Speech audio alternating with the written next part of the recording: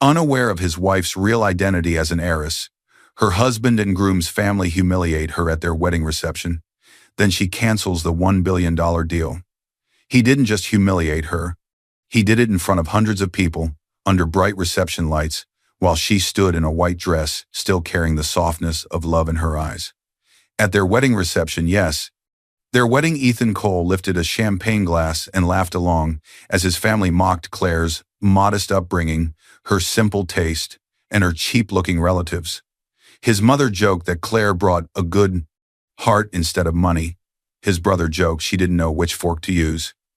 His co-worker Vanessa pressed herself against him, while guests whispered that she looked more like the real bride. Claire smiled through it all, her heart cracking behind the veil. What Ethan never knew, what none of them knew, was that the quiet woman they saw as plain and useful was the majority shareholder of a multi-billion-dollar empire, Adams Holdings, the very company the Cole family was desperately trying to partner with for a deal worth over $1 billion. That night, they toasted to their future, bragged about the partnership, and laughed at the girl they thought came with nothing. By the next business morning, while Ethan still believed he had married a powerless woman he could shape, manage, or quietly replace, Claire walked into a corporate boardroom under her real title. And when the Cole family arrived expecting a celebration of their billion-dollar deal, she placed evidence of their own words on the screen and said the sentence that shattered everything. Adams Holdings is withdrawing from the $1 billion partnership with Cole & Partners. He thought she was a nobody. He thought she was pliable. He thought she was his stepping stone. What he never realized was this. The woman he publicly belittled held the same pen that could rewrite his entire destiny. Dear viewers, thank you for being here. Watching without subscribing is like standing silent while Claire is mocked in a room full of people.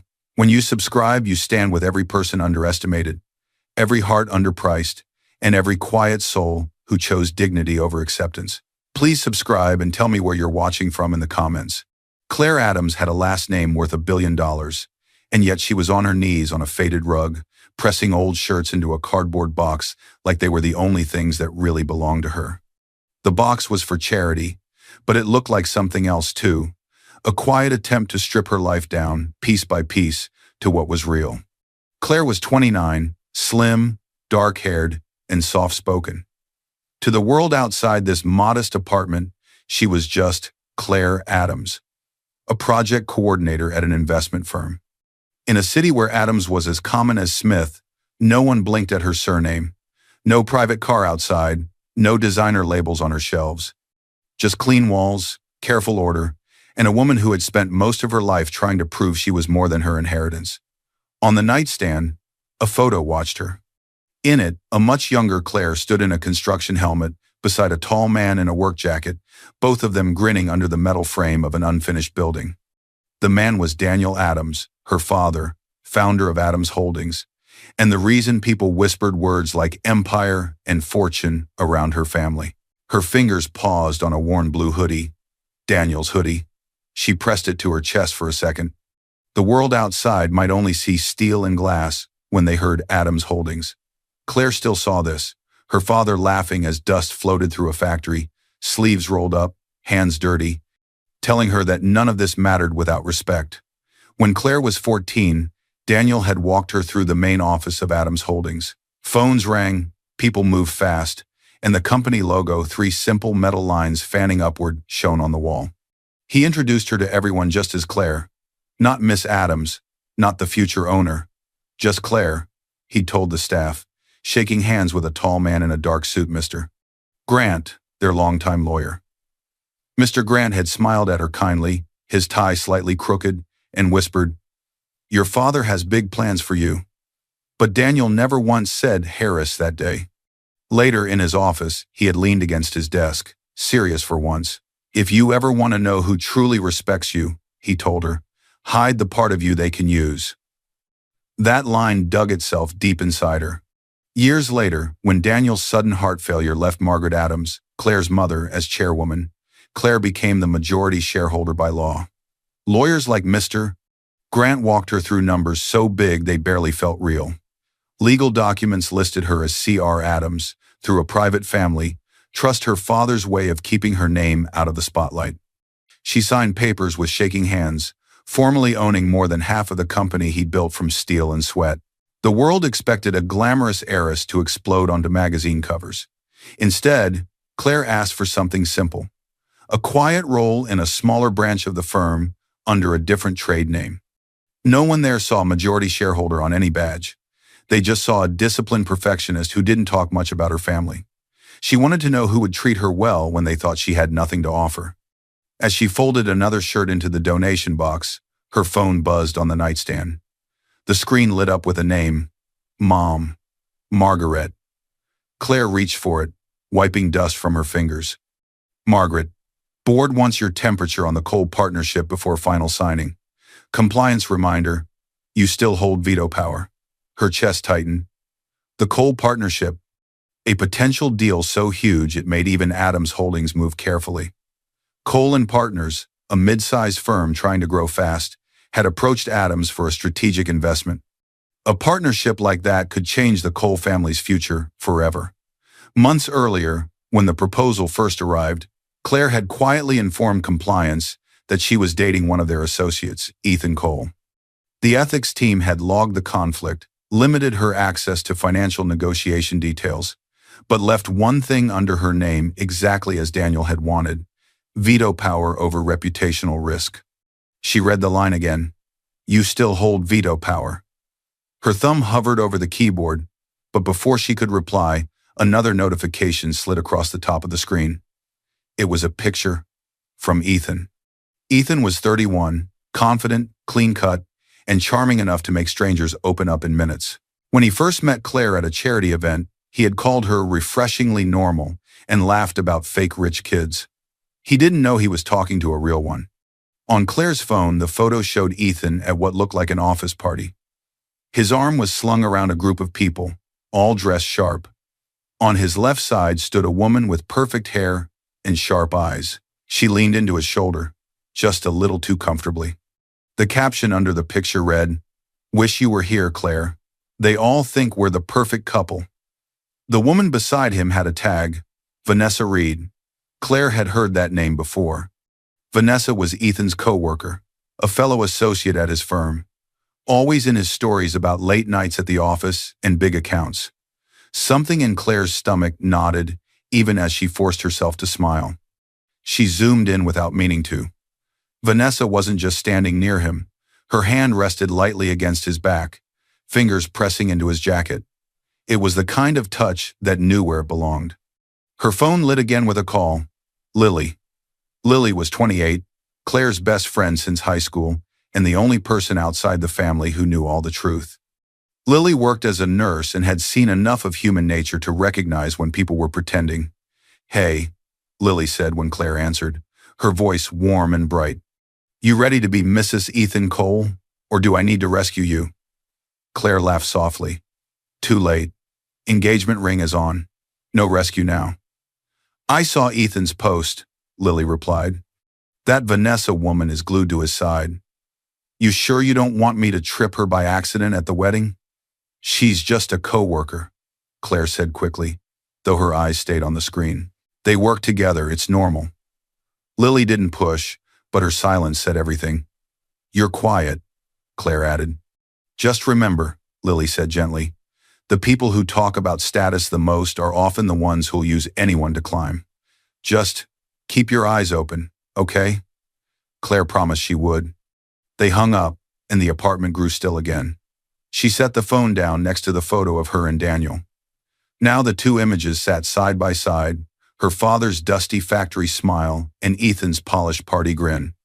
One built metal frames, the other built arguments and deals. As if summoned by her thoughts, there was a knock on the door, 3 quick taps. Familiar. Claire's heart lifted a little. She stood, brushed invisible lint from her jeans, and opened the door. Ethan stepped in with his usual easy charm. Up close, he smelled of cologne and office air. He wore a well-cut suit, but his tie was tugged loose like he had just escaped a meeting. "Hey, you," he said, leaning in to kiss her. "Wow, you've been cleaning again. Place looks minimalist. Very you." "This is not cleaning," she said with a faint smile. "It's donating," I don't need half of this stuff. That's what I love about you, Ethan said, walking past her and glancing at the donation box. Low maintenance, not like some of the demanding women at my office.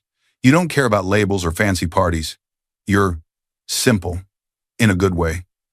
The word simple stung, just a little. He picked up the framed photo of her and Daniel.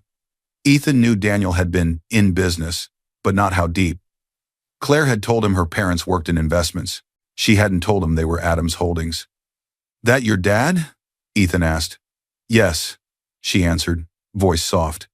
He built something big. He worked hard his whole life. Yeah? Ethan smiled politely, then put the picture down without more questions. Speaking of big things, my parents are excited to really meet you at the engagement dinner. Richard and Linda? Claire asked, repeating their names slowly. She had never met them, only heard stories. Yeah. He rolled his eyes with a grin. They can be intense, old school. They care a lot about appearances, status, all that nonsense. Don't worry if they seem crazy at first. He laughed like it was all harmless. Claire forced her shoulders to relax. I'm sure it'll be fine. He wrapped his arms around her waist. You're perfect for me, Claire. You're calm. You're humble. You don't come with drama. My parents will get used to your background. He said it lightly, already walking toward the door, checking his watch. He didn't see the way her expression froze for a second, like someone had pressed a thumb into a bruise. Gotta run, he added. Busy week. Big client. I'll text you about dinner time, okay? She nodded. Okay. Be safe. The door clicked shut behind him, leaving the apartment quiet again. Claire stood there, his words echoing in her head. Your background. In the photo, her father's eyes seemed to watch her. On the nightstand, her phone vibrated again with a reminder from Margaret about the coal partnership review. Far away, in a house she had never stepped into, Ethan's parents were already setting the table for the engagement dinner, sharpening opinions she did not know yet. Claire took a deep breath and picked up Daniel's hoodie from the box, the fabric soft under her fingers. She had no idea that the next time she met Ethan's world, it wouldn't feel like a welcome. It would feel like a test she was never meant to pass. The first cut came before the food even hit the table. Claire felt it like a sharp line across her chest when Linda Cole, Ethan's mother, looked her up and down and smiled with her teeth, not her eyes. So this is Claire, Linda said, standing at the head of the long dining table. The room was filled with old portraits and shiny decorations that tried very hard to look important. You have such simple taste, dear. It's refreshing. The word simple hung in the air. Claire forced a polite smile. She wore a soft blue dress, neat and modest. Not cheap, just quiet. She had chosen it on purpose, the kind that did not scream, Heiress. Ethan stood beside her, his hand resting lightly at her back. He was proud tonight, his posture straight, his voice confident. This was his family's home, his family's world. He was the bridge she had stepped onto, hoping it would lead to love, not a fall. Opposite Linda stood Richard Cole, Ethan's father. He was in his 50s, with sharp eyes and a businessman's handshake. Richard led the firm, now negotiating with a major investment group. That group was Adams Holdings, Claire's family company. But Richard did not know that. To him, Claire was just his son's modest fiancée. Next to Richard was Jason, Ethan's younger brother. Jason was in his late 20s, more relaxed, with a restless energy. He smirked as he poured himself a drink, watching Claire with open curiosity, like she was a new show. A few seats down sat Vanessa Reed, introduced as a close colleague and family friend. She smiled politely at Claire, but her hand lingered on Ethan's arm, a fraction too long when she greeted him. Ethan gently guided Claire to a chair near the center of the table. This is beautiful, Claire said genuinely. The table was laid with gleaming cutlery and folded napkins. Candles flickered. Everything screamed, "We are important. Please believe it." Linda brushed off the compliment. Oh, this? It's nothing. Once the big partnership comes through, we're planning a proper remodel. Something worthy of Ethan's future. Richard took his seat and nodded at Claire, like a boss assessing a junior employee. So, Claire, he said, picking up his glass. Ethan tells us your family works in, what was it, investments and construction? Claire kept her voice calm. Yes, my father built a company from those areas. My mother runs it now. Richard waved a hand, uninterested in detail. Ah, investments. Everyone plays with numbers these days. Well, as long as you'll support Ethan's career, that's what matters. Support Ethan's career. Not stand beside him, support him. Ethan laughed lightly, sitting down beside her. Dad, she's the most supportive person I know. Linda tilted her head. And where are your parents tonight, dear? Too busy for such humble events? They're both working late, Claire said. There's a big board review this week. It was true. Adams Holdings was in the middle of several major moves. One of them involved the man sitting in front of her, who had no idea his future was already partly in her hands. Linda exchanged a look with Richard that Claire caught but chose not to name. Board review. How serious, Linda said. Well, I hope they at least managed to gift you something for the engagement. Even if it's small. Claire smiled politely. Their gift is their blessing. That's enough for me. Jason chuckled. Don't worry, once the big partnership hits, you guys can finally upgrade. New house, new cars, new everything. He lifted his glass toward Ethan. Right, big brother? Ethan smiled, but his jaw tightened. We're doing fine, Jason. On a sideboard behind Richard, Claire's eyes landed on a stack of papers, half tucked into a leather folder. The top page was slightly turned. She could see the words printed clearly. Adams Holdings Strategic Partnership, Proposal Draft. Her heart skipped. There it was. Her world, printed in black ink in this room, where she was being treated like she had nothing. Richard noticed where she was looking and laughed, a little too loudly. Oh, that, just work, can't switch off, you know how it is. Linda patted his arm proudly. We're in talks with a major investment group, Claire, Adams Holdings. Probably the biggest chance this family firm has ever had. Once we close that, we move from small league to big league. Everything changes. He said Adams like it was some distant legend, not the name on Claire's birth certificate. He didn't ask if she had heard of them. He didn't imagine she could be connected in any real way. She looked too ordinary. Claire's phone buzzed softly in her purse. A short vibration she knew well. While Linda turned to instruct a server, Claire glanced down. A message from Lily. Lily, you okay? Want me to call with a fake emergency? Claire's lips twitched. Claire, I'm fine. Just being studied like a charity case. She slipped the phone away before anyone noticed. Love your dress, Linda said suddenly, eyes sharp again. Did you get it on sale? You're so practical. It's charming. Charming. Simple. Practical. Claire kept her voice steady. I picked it because I like it. Linda nodded slowly, like she was judging a child's drawing. Practical is good. Ethan needs stability, not someone who thinks she can outshine him. Ethan gave a nervous laugh. Mom. Richard cleared his throat, changing the subject. So, Claire, what exactly do your parents contribute? Financially? I mean, wedding, new place, things like that? Claire's fingers tightened on her napkin.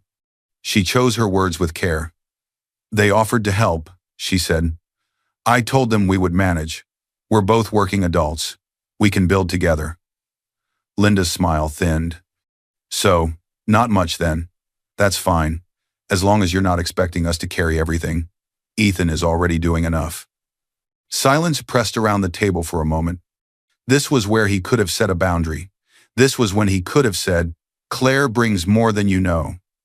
Instead, Ethan laughed, tense, but still playing along. Mom, don't be harsh, he said. Claire knows what she's getting into. He said it with a joking tone, but the words cut. Claire turned her head, watching his face. She saw the truth hidden under the joke. He needed their approval more than he needed to protect her feelings. He didn't see the small crack forming in her trust. The rest of the meal blurred into polite questions and forced laughter. Linda compared houses. Richard spoke about numbers. Jason made little jabs about some people not knowing which fork to use. Claire answered when needed, quiet and polite, letting their words wash over her like cold water. Later, after dessert, she excused herself to find the bathroom.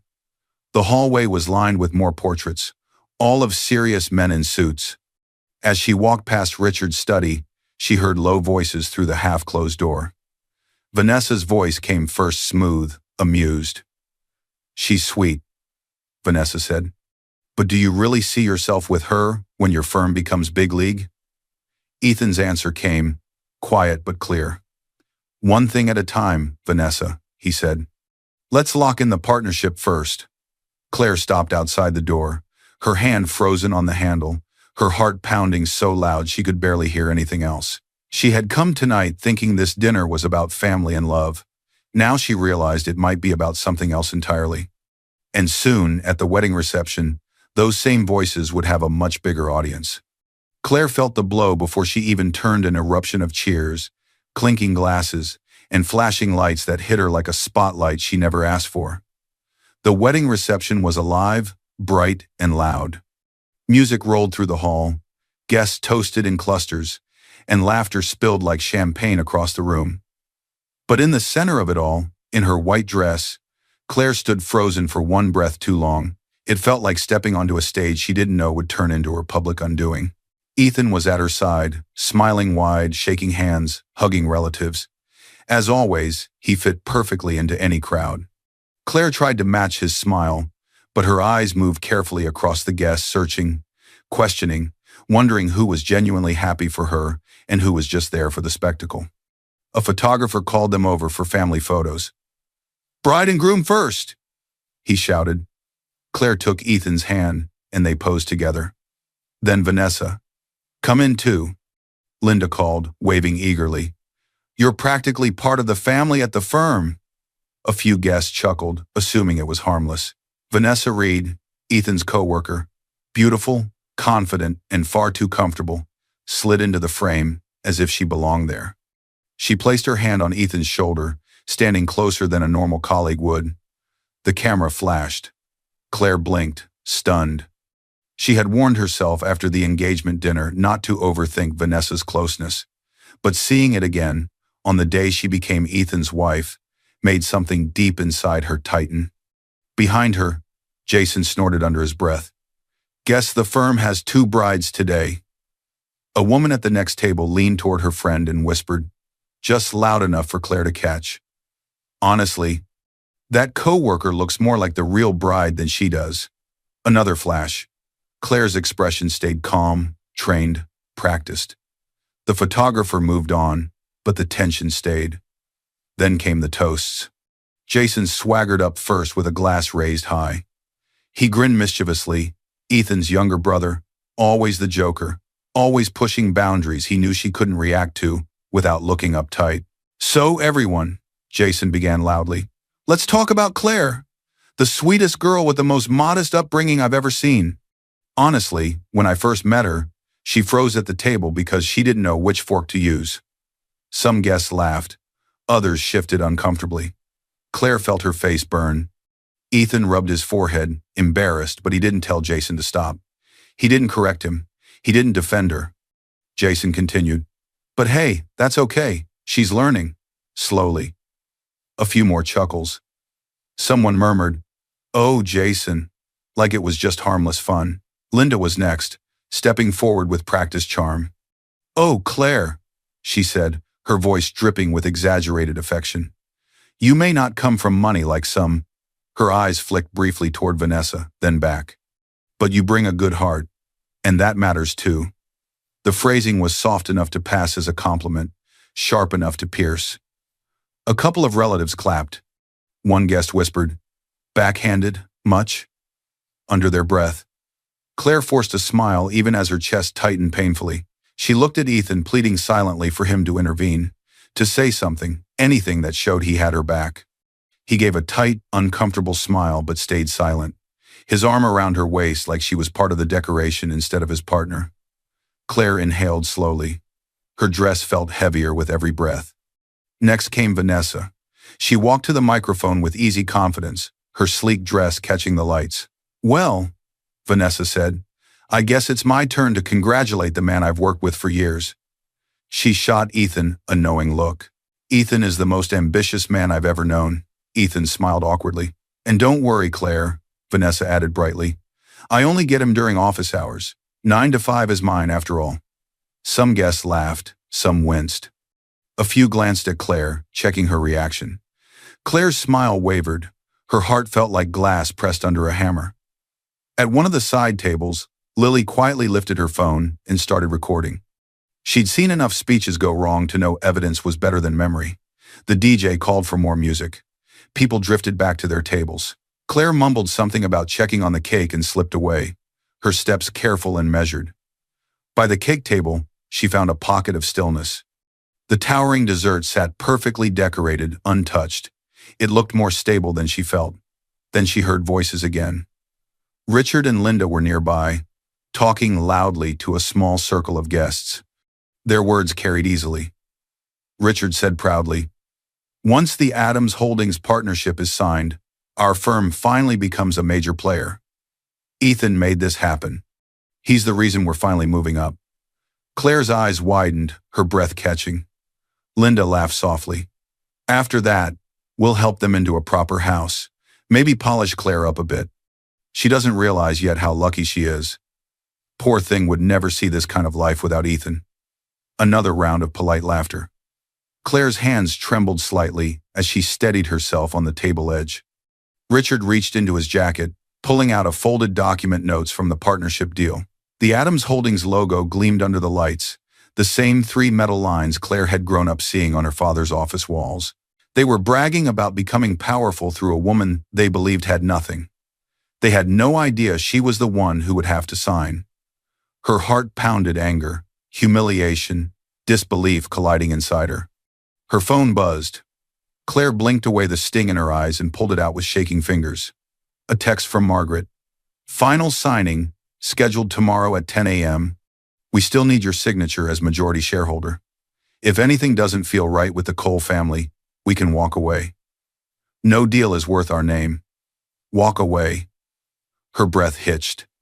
Her eyes filled, not spilling over, just gathering like a storm about to break. Behind her, another wave of laughter erupted. Jason was telling a fresh joke about her cute little education and learning to fit in. Claire stared at her phone, her pulse echoing in her ears.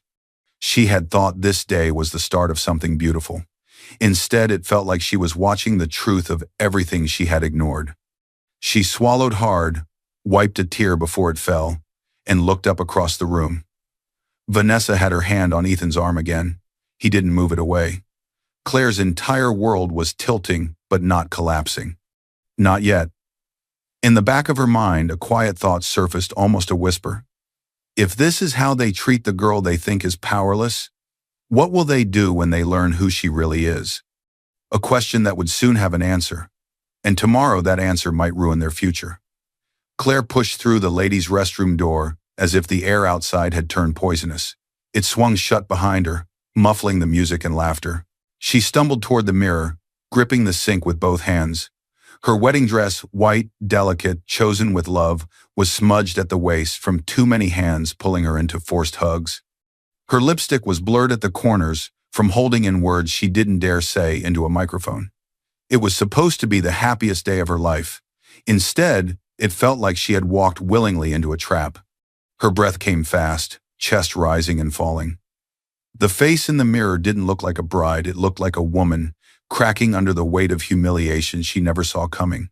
She reached for a tissue, trying to fix her makeup, but her hands shook. Her mascara smeared further, black lines staining her cheeks. Then a memory struck, sharp, sudden, and blinding. 7-year-old Claire stood beside her father, Daniel Adams, in the grand lobby of Adams Holdings. He was introducing her to employees with a proud hand on her shoulder. "This is Claire," Daniel said warmly. "Not Heiress, not future owner. Just Claire." As they walked away, a pair of visitors whispered behind them. "That's Adam's daughter, right? Lucky kid. She won't need a personality with an inheritance like that." Young Claire looked down at her shoes, wishing she were invisible. Daniel noticed. Later in his office, he knelt to her level, his eyes steady. Promise me something, he said gently. Never stay where your worth is treated like a joke. You hear me? She nodded, though she didn't fully understand. At a school event, classmates who had ignored her suddenly clung to her the moment they learned her last name. Compliments poured in, fake and sticky. She felt like a golden ticket, not a person. She began to hide her identity, stopped saying Adams Holdings, started calling herself Claire Adams, nothing more, and let people assume it was just a coincidence. When Daniel died and Margaret became chairwoman, Claire became the majority shareholder quietly, privately. Legal filings hid her behind a trust. She signed documents in boardrooms but walked home in simple clothes, building a life where no one chased her for status. She wanted someone who loved the version of her that had no money on display. Then Ethan had appeared at a charity event, charming, warm, full of praise. You're different from the rich girls, he had told her. You're real. For the first time, she felt seen not for her last name, but for her heart. Back to present, a tear rolled down her cheek, falling silently onto the sink. Another followed, then another. The bathroom door opened quietly, and Lily slipped inside. Lily's face was soft with concern, her dress slightly wrinkled from dancing and pacing. Without asking permission, she locked the door behind them. Claire, Lily whispered, stepping closer. This isn't okay. I know you're trying to be strong, but what they did out there, that wasn't teasing. That was disrespect. Claire didn't speak. She stared at her reflection, eyes red, lips trembling. Lily took a breath, then pulled out her phone. I recorded some of the speeches. I didn't plan to, but when Jason started, I had a bad feeling. You need to hear what they sound like from the outside.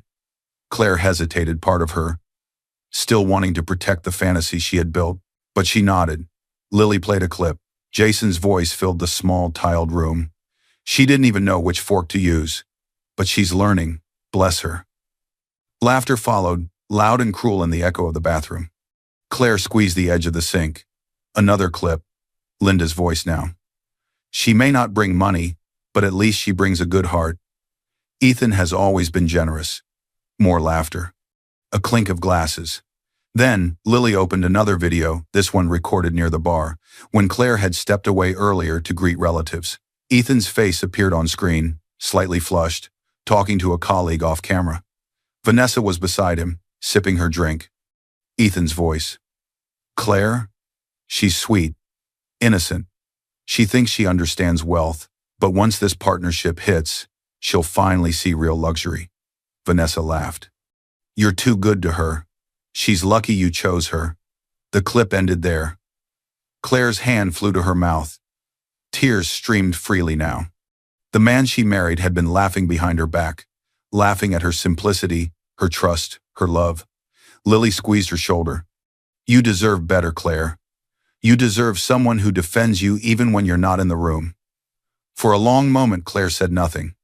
Then something inside her shifted quietly but powerfully. The last piece of blind devotion slipped away, leaving behind a woman who finally saw the truth. She wiped her tears with slow, steady movements, straightened her back, adjusted her dress. Her breathing calmed. A thought rose in her mind, steady as her father's voice. They weren't laughing at my dress or my parents. They were laughing at the woman they thought could never walk away. Claire lifted her chin, her hands stopped shaking. Her reflection looked different now, no longer wounded, but awakening. She pulled out her phone and clicked on Margaret's name. When her mother answered, Claire's voice was calm, strong, absolute. Stop the signing tomorrow, she said. Put everything on hold, and tell Mr. Grant I'll come in myself to explain why. She hung up, then she lifted her eyes to the mirror again. Somewhere outside the bathroom door, the crowd roared with applause as the DJ announced the next dance. Soon, they would be clapping for something else. Claire entered the glass-walled conference room with more composure than she felt inside. She had barely slept. The wedding dress now hung in her wardrobe like a costume from someone else's life. She'd traded it for a simple dark blouse and tailored trousers, her hair pulled back neatly. Only the faint redness around her eyes betrayed the night she'd just lived through. The moment she stepped into Adams Holdings headquarters, the minimal white space, the quiet hum of printers, The company logo etched into the glass. Something inside her straightened. This was her world. Her father's world. Her name. Her power. And today, that power was being tested. She sat at the long table, still feeling the ghost weight of her wedding ring. Her finger felt lighter. Her chest did not. Across from her sat Margaret Adams, her mother poised, controlled, sharp-minded. In her early 50s, Margaret carried authority effortlessly, her presence filling the room without raising her voice. Beside her was Mr. Grant, their longtime lawyer, steady-eyed and calm. Next to him sat Mr. Heiress, a senior board member in his 60s, a numbers man.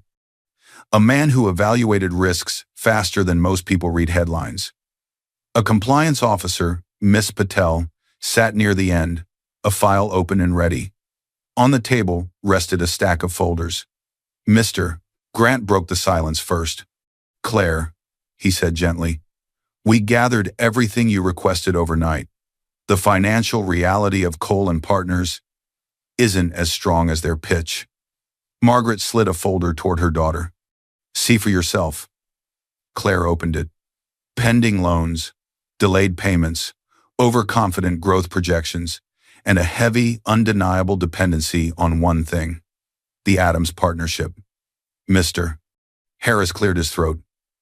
"They've already signaled to their small investors that they expect exponential growth once a major institution signs on. Their entire expansion plan depends on us. Without the partnership, they can survive, but they'll have to scale back hard. Their talk about leapfrogging competitors is wishful thinking." Claire felt a jolt of understanding. "So they were never seeing me," she murmured. "They were seeing access." Margaret softened slightly. "They underestimated you, Claire. They assumed you were just an employee at a small branch. They assumed you had no influence here. They behaved accordingly." Miss Patel, the compliance officer, folded her hands. "When you informed us you were dating Ethan Cole, we ring-fenced you from negotiations to avoid a conflict of interest. But your father's veto clause, attached to reputational risk, still sits with you as majority shareholder." Mr. Grant tapped a page labeled Ethics and Reputation Policy. "If a partner's conduct is harmful, disrespectful, or likely to damage our public image," he said, "you have every legal right to halt or cancel the deal. The board can recommend, but you are the final signature."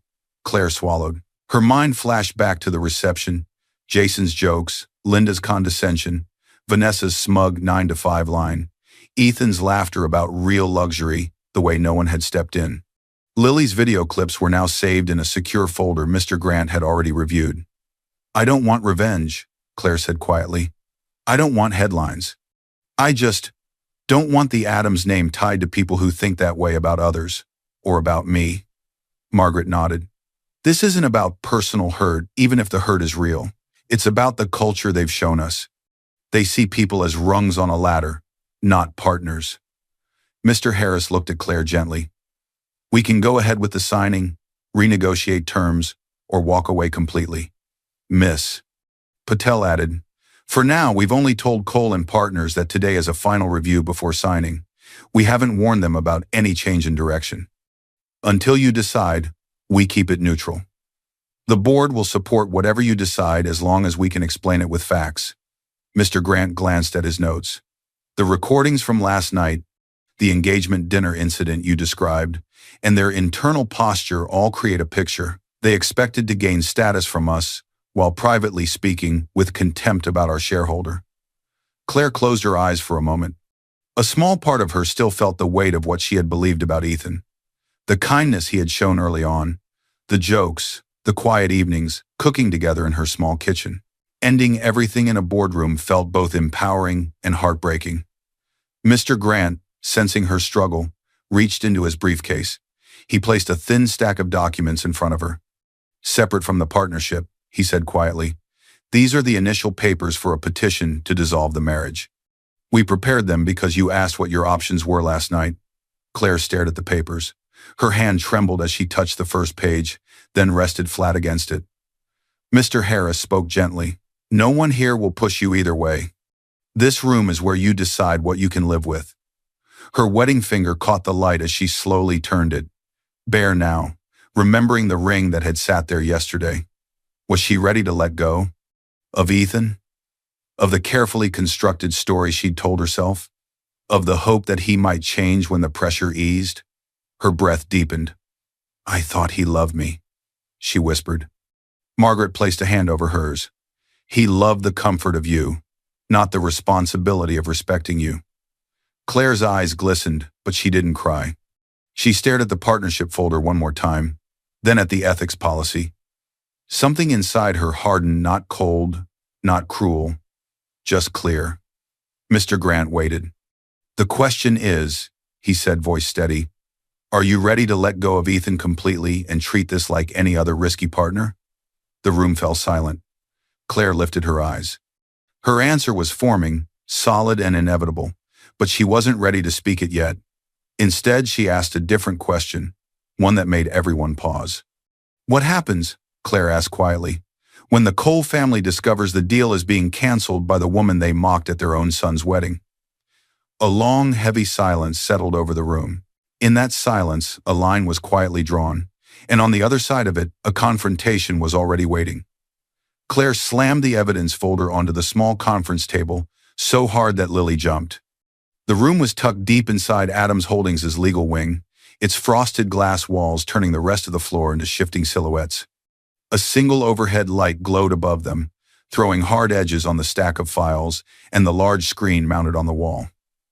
"Let's start," Claire said. Her voice was steady now, no tears, no tremors, just a controlled fire.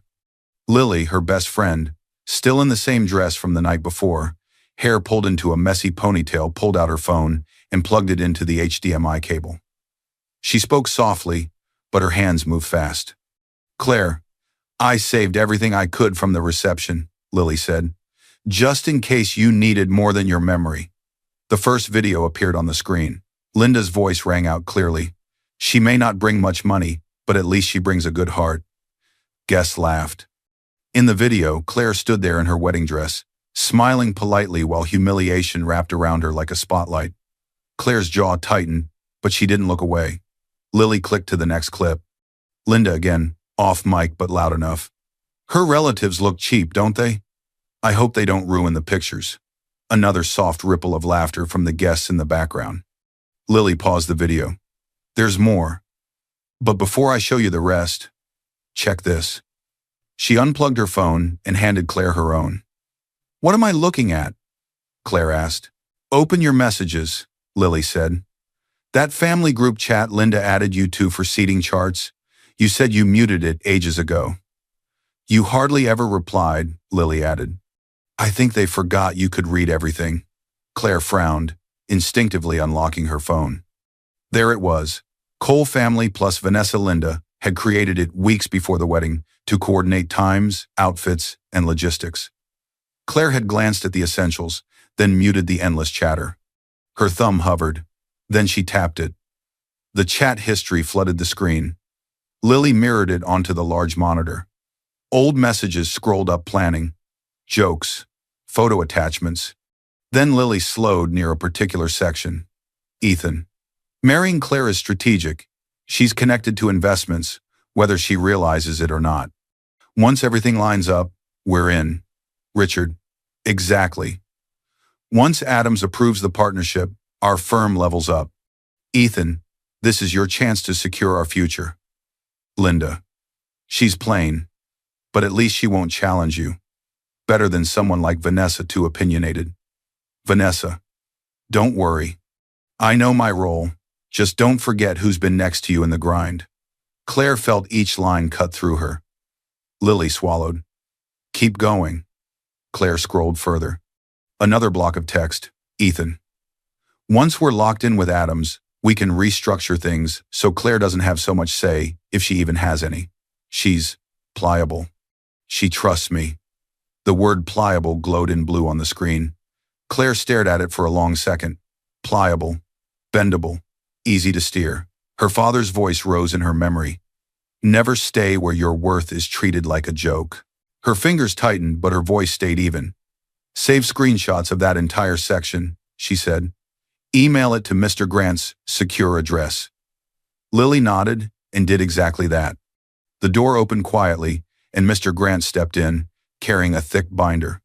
He glanced at the screen, then at Claire's face, putting pieces together instantly. "I see you started without me," he said. Claire gestured toward the monitor. "They added me to the chat. They never thought I'd scroll back." Mr. Grant set the binder down and opened it. Inside, documents had been tabbed and labeled. "I've organized everything into 3 categories," he said. "Public humiliation, internal intent, and strategic exploitation." He flipped pages as he spoke. Category 1. Recordings from last night. Category 2. These messages. He nodded at the screen. Category 3. Their financial over-reliance on us, which Mr. Heiress already outlined. He looked at Claire. "This isn't just a bad in-law situation," he said calmly. "This is a reputational threat. If we go through with the deal, we tie Adams Holdings to a culture that mocks a key shareholder and treats her like a stepping stone." Lily crossed her arms. "So cancel it. They deserve it." Claire didn't respond immediately. She looked up at the message. "She's pliable. She trusts me." Narration flickered in her thoughts. They thought I was pliable. They forgot who taught me to bend metal and build empires. Her expression hardened, not cruel, just sure. Mr. Grant closed the binder halfway.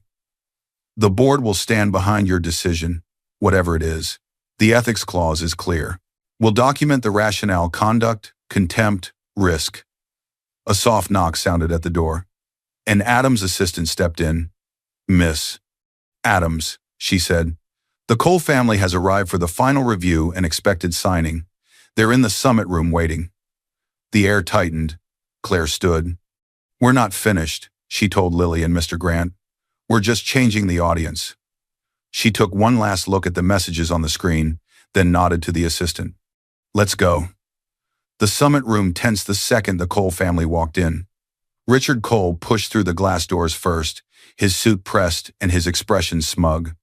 Linda followed close behind, necklace shining, face arranged into a smile that assumed victory.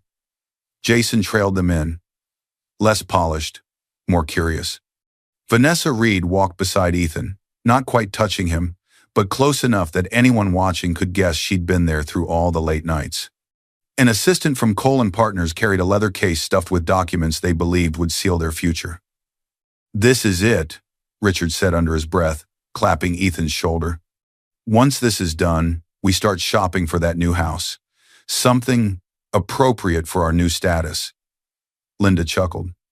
"Maybe Vanessa can help choose the interior. She has an eye." Vanessa smiled faintly. Ethan gave a shallow laugh but didn't correct them. They stepped fully inside and stopped. The room was not set for a celebration. It was set like a formal review. A long polished table stretched down the center. At the far end sat Adams Holdings representatives, Margaret Adams, Mr. Heiress, Miss Patel, and Mr. Grant. At the head of the table, where a senior executive or chair would usually sit, was Claire. She was no longer in a wedding dress. She wore a dark, tailored suit, her hair neatly tied back, her expression calm. No trace of last night's fragility remained. In front of her, a nameplate gleamed. Claire Adams, majority shareholder. Her wedding ring was not on her hand. It lay on the table beside a closed folder. For a moment, the only sound was the faint hum of the projector waiting to be turned on. Richard blinked. "Claire," he said, forcing a chuckle, "what are you doing up there?" Ethan's brows knotted. "Claire, I thought you said you worked in one of the smaller branches. What is—" Margaret spoke before Claire did, her voice cool and measured. "She does," Margaret said. "She chose to. That doesn't change who she is." "Mr. Heiress added calmly, "Claire Adams is the majority shareholder of Adams Holdings and holds final approval on this partnership." The words landed like a slap. Linda's smile faltered. Vanessa's jaw tightened. Jason's eyebrows shot up. Then he leaned back, watching the unfolding drama like a live show he hadn't paid for. Ethan stared at Claire. "You're the majority? Claire, why didn't you—" Claire finally spoke. "To see how you'd treat someone you thought had nothing to offer," she said softly. Richard shook his head, recovering just enough bluster to bluff. Look, this is clearly some internal matter. We were told this was a final review before signing. It is, Mr. Grant said. This is the review. Claire tapped a key on the laptop in front of her. The projector flickered to life, casting the first slide on the screen behind her. Evidence of conduct. Cole and Partners and Associates. Before we discuss any signing, Claire said, voice clear, we need to assess whether this partnership aligns with Adams Holdings' ethics and reputation standards. She clicked to the next slide. A video filled the screen, Lily's recording from the reception. Jason's voice echoed through the summit room. When I first met her, she didn't even know which fork to use. But hey, she's learning. Slowly. Laughter followed from unseen wedding guests. On screen, Claire's wedding smile flickered. Jason shifted uncomfortably in his seat, the replay of his own voice hitting harder than he expected. It was just a joke, he muttered. Claire didn't comment. She clicked again. Linda appeared on screen, champagne in hand. She may not bring money, but at least she brings a good heart. Ethan has always been generous. A couple of faint chuckles followed. In the summit room, no one laughed. Linda's face flushed. That was taken out of context, she said sharply. It was a toast. Everyone knew I was just. The next slide cut her off. A screenshot of the Cole family plus Vanessa group chat appeared, enlarged enough that no one could pretend they couldn't read it. Ethan. Marrying Claire is strategic. She has connections she doesn't even realize. Richard. Exactly. Once Adams approves the partnership, our firm levels up. Linda. She's plain, but at least she won't challenge you. Better than someone like Vanessa, too opinionated. Vanessa. Don't worry, I know my role. Just don't forget who's been next to you in the grind. Silence. Richard's mouth opened and closed. Those were private family messages, he snapped. You can't use those in a... You added me to that chat, Claire said quietly. To send rehearsal details. You just assumed I wouldn't read anything else. Mr. Grant spoke evenly. As a participant, Miss, Adams is fully within her rights to retain and present these messages to assess partner suitability. Claire clicked again. Another screenshot from the same chat appeared. Ethan. Once we're locked in with Adams, we can restructure things so Claire doesn't have so much say, if she even has any. She's pliable. She trusts me. The word pliable glowed like an accusation across the wall. Ethan's face drained of color. I didn't mean Claire. That was just... You meant it enough to type it, Claire said, her tone still calm. Vanessa sat rigid, her eyes darting between Ethan and the screen. Claire turned to the final slide, a highlighted section of the Adams Holdings Ethics and Reputation Policy. The line in bold, the majority shareholder may cancel or refuse any partnership if the partner's conduct presents a reputational, ethical, or cultural risk to the company or its key stakeholders. Narration whispered inside Claire's chest. They thought they were building their future on the back of a powerless girl. They didn't realize she was the one holding the floodgate. She turned off the projector. The room dimmed slightly without the white glare. She folded her hands on the table. Based on your conduct, she said, voice slow and precise, and under the terms of this clause, she took a breath. I've made my decision regarding the partnership. Every eye in the room fixed on her. The air felt thick, waiting. Claire's words fell into the silence like a verdict. Adams Holdings is formally withdrawing from the $1 billion partnership with Cole and Partners. For a moment, the room didn't react. It was as if sound itself had stopped. Then everything happened at once. Gasps, scraping chairs, papers rustling in panicked hands. Linda's hand flew to her mouth. Richard surged to his feet so fast his chair toppled backward. You can't do that, Richard exploded. We have you have a non-binding letter of intent, Mr. Grant interrupted calmly. Subject to final approval by this board and the majority shareholder. You were informed of this in writing. Mr. Heiress added, you built your plans on expectations, not guarantees. That was your risk, not ours. Richard's face turned red. We've already told our investors, he shouted. We've hired new staff, expanded our office, started projects. Claire, listen to me. This will destroy us. Margaret stood slowly, her expression controlled. You destroyed your own credibility, she said. We simply declined to fund it. Linda turned on Ethan, her voice breaking. What did you say in that chat? What did you do? Ethan barely heard her. He was staring at Claire, stunned. Claire? His voice cracked.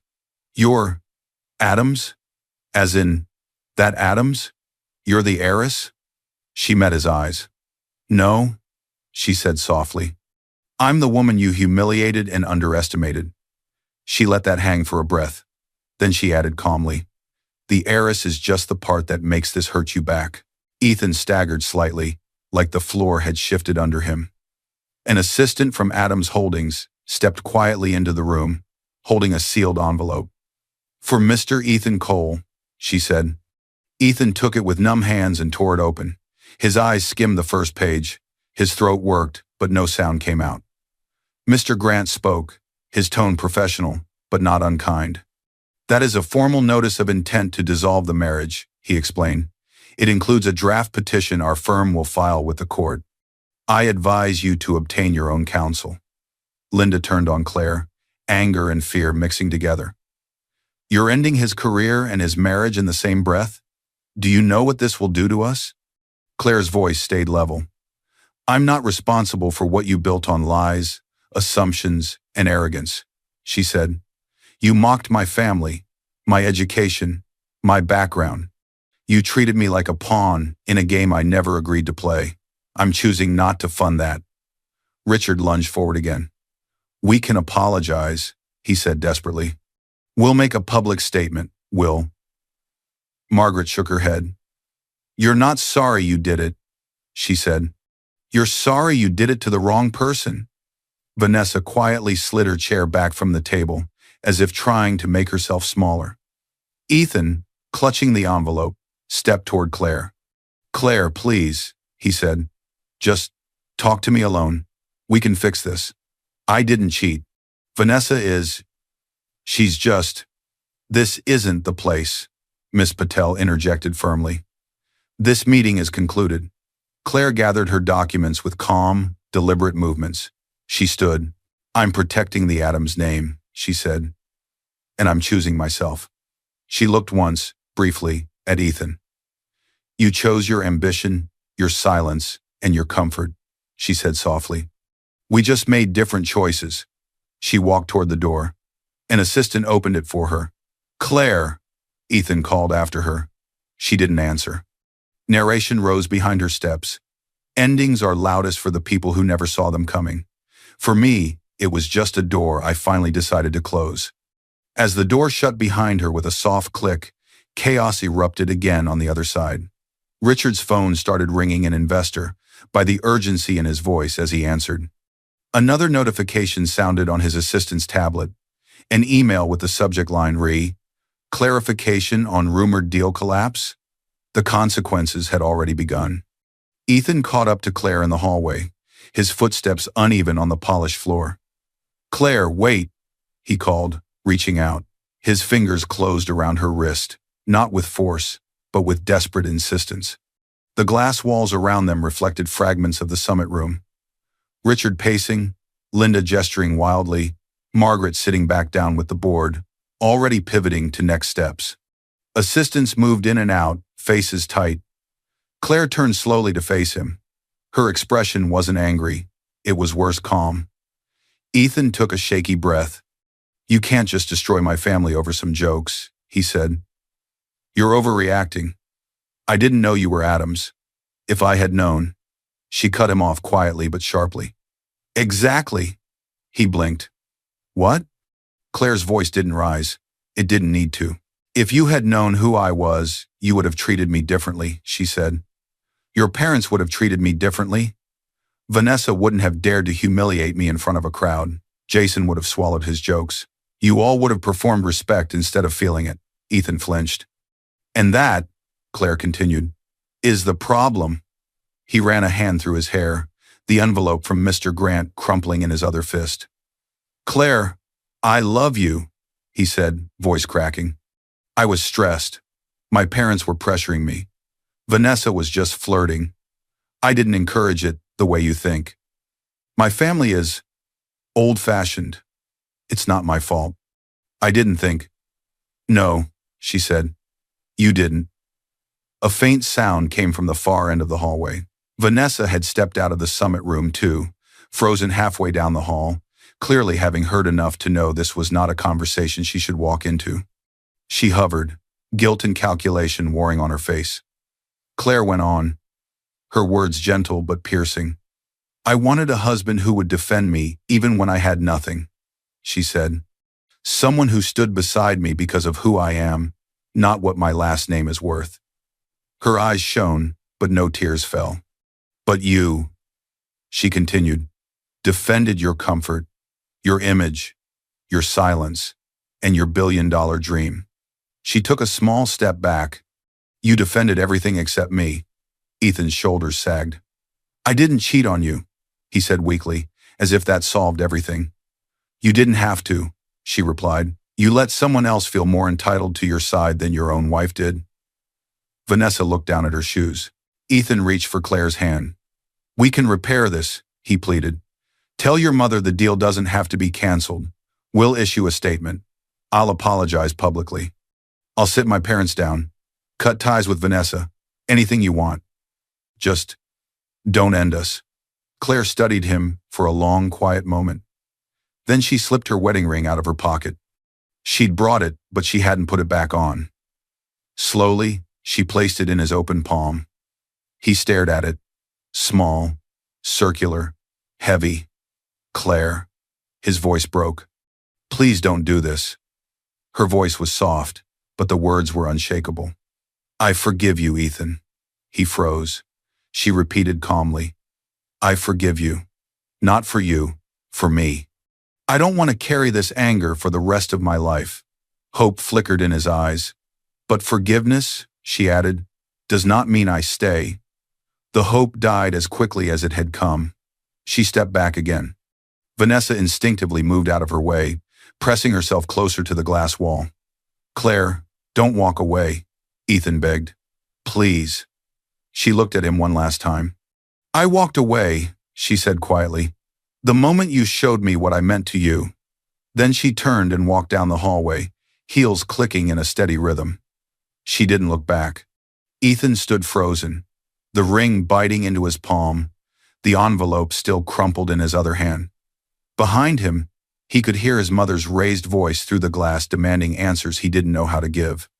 Vanessa watched Claire disappear around the corner, then looked at Ethan with something like pity. The man she'd attached herself to had just lost the very foundation of his power. That evening, hours after the summit room showdown, Claire sat on her couch, wrapped in a soft blanket. The apartment felt different now, stripped of illusions. The same faded rug, the same clean shelves, but the air felt lighter. Her phone rang. Lily, Claire answered. Hey, you need to see this, Lily said. No small talk.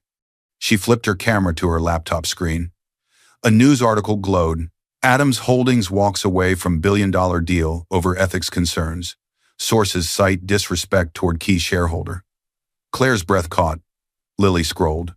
Sources close to the negotiations, the article read, report that senior figures in the potential partner firm engaged in repeated disrespectful behavior toward an Adams Holdings majority shareholder at private events, prompting a last-minute withdrawal on ethical grounds. The comments section churned below. Who insults a major shareholder at her own wedding? If this is true, Cole and Partners is done. Imagine throwing away a billion-dollar deal for ego.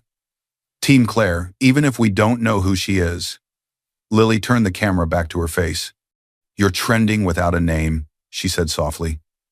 They don't know it's you, but they know someone like you exists. Claire exhaled slowly. They think I destroyed them, she murmured. You protected yourself, Lily replied, and a lot of people watching will learn from that. The world had started to find out, and this was only the beginning. The first sound was the echo of her heels, steady, confident, familiar. Weeks later, Claire walked through the main hallway of one of Adams Holdings' development facilities. Sunlight poured in through tall windows. Workers in safety vests and office staff in ID badges moved around her, busy but relaxed. "Morning, Miss Adams," a technician called with an easy smile. "Good morning, Daniel," she answered, remembering his name without looking at his badge. She stopped at a workstation where a junior engineer was frowning at a set of plans. "Stuck?" Claire asked. "A little," the young woman admitted. "I'm trying to balance cost with sustainability, but the numbers are tight." Claire leaned in, asked a couple of precise questions, then pointed gently at a detail on the page. "Try shifting this instead," she suggested. "You'll save more long-term without cutting safety." The woman's face lit up. "Thank you." Claire smiled and moved on. From a distance, Margaret and Mr. Grant watched. "She's grown stronger," Margaret said quietly. Mr. Grant nodded. She stopped apologizing for her worth. Claire didn't walk like someone carrying a scandal. She walked like someone who had passed a brutal test and come out aligned with herself. Narration floated gently around her steps. "People said I canceled a billion-dollar deal out of spite. They were wrong. I canceled a promise that was built on disrespect." Sometime later, in a bright meeting room, Claire stood by a whiteboard as Lily scribbled ideas with colorful markers. On the top of the board, Lily had written in big letters, "Rebuild." Pilot program underneath. Bullet points. Legal support for women leaving financially abusive marriages. Short-term housing assistance. Career counseling and microloans. Workshops on recognizing red flags and strategic relationships. "Do you know how many people this is going to help?" Lily said, turning to her, eyes sparkling. "That's the point," Claire replied. "I can't change what happened to me, but I can help someone else walk away sooner than I did." They shared a quiet, satisfied smile. Claire wasn't just rebuilding her own life now. She was building a bridge for others. Later, alone in her office, Claire opened a small wooden box from her top drawer. Inside lay a single photo of Daniel Adams in his old work jacket, grinning with dust on his sleeves. She touched the edge gently. Flashbacks layered over the image. Daniel's hand resting on her shoulder in the lobby. Daniel telling her to hide what others could use. Daniel saying, "Never stay where your worth is treated like a joke." And another memory, quieter. "One day," he told her, "someone will try to buy your silence with comfort. On that day, remember your dignity is the only fortune that can't be taken." Claire closed her eyes and let the memory settle. "I remember, Dad," she whispered. She closed the box and slid it back into the drawer. A peaceful smile touched her lips. She stood, walked to the window, and looked out over the city, not from a place of loneliness, but from a place of ownership. In a smaller part of the city, far from glass towers, Ethan sat in a cramped office with peeling paint and old blinds that wouldn't quite close. The name on the glass door was different now, a small consulting firm trying to stay afloat. Cole and Partners had survived the blow, but it had been forced to downsize, merge pieces, and swallow humiliation. The grand expansion never came. On Ethan's desk, an article glowed on his computer screen. Adams Holdings majority shareholder, praise for ethical stand. Industry calls it a new standard for partnerships. A photo of Claire at a recent panel discussion accompanied the piece, calm, confident, speaking about integrity in business. They called her a private majority shareholder, not by name, but he knew every line of her face. His shoulders sagged. His phone buzzed with an email notification, another rejection from a potential client who had concerns about past headlines. He let it sit. On the corner of his desk lay a small velvet ring box. He opened it. The wedding ring sat inside, unused now, a circle that never completed its promise. He closed the box again. He had gambled everything on a future built on arrogance and assumption, and he had lost the only person who might have chosen him for who he was, not what he could gain. Somewhere else, in a well-lit cafe with plants in every corner, Vanessa posed for a picture with a man whose posture was relaxed, not predatory. He worked in education, not finance. His shirt sleeves were rolled up, his laugh soft. She posted the photo with a simple caption, "Learning to choose character over connections."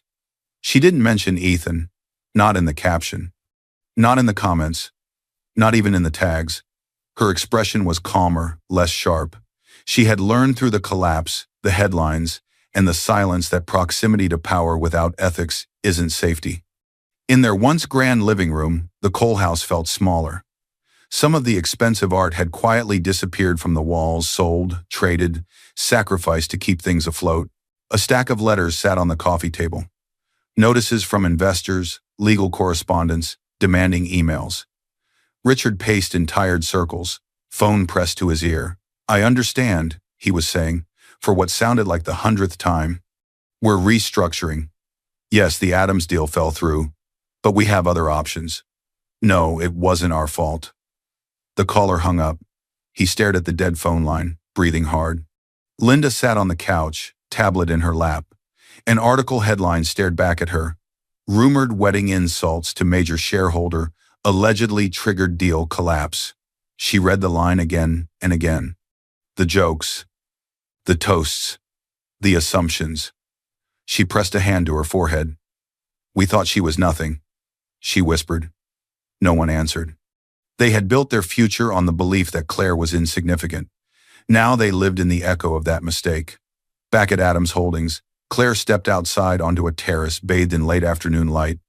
The city stretched out beneath her construction cranes, finished towers, streets full of people who would never know the full story, only the headline version. She took a deep breath. Narration wrapped softly around her like a final lesson. They thought they were humiliating a nobody at a wedding. They were, in fact, failing the final test of the one person holding their future. She walked toward the edge of the terrace, stopping just shy of the railing, the wind catching her hair. "I didn't ruin them," she thought. "I just stopped funding people who laughed at my worth." She turned slightly, as if addressing an unseen audience, every person who'd ever been underestimated, every quiet soul watching from their own small apartments.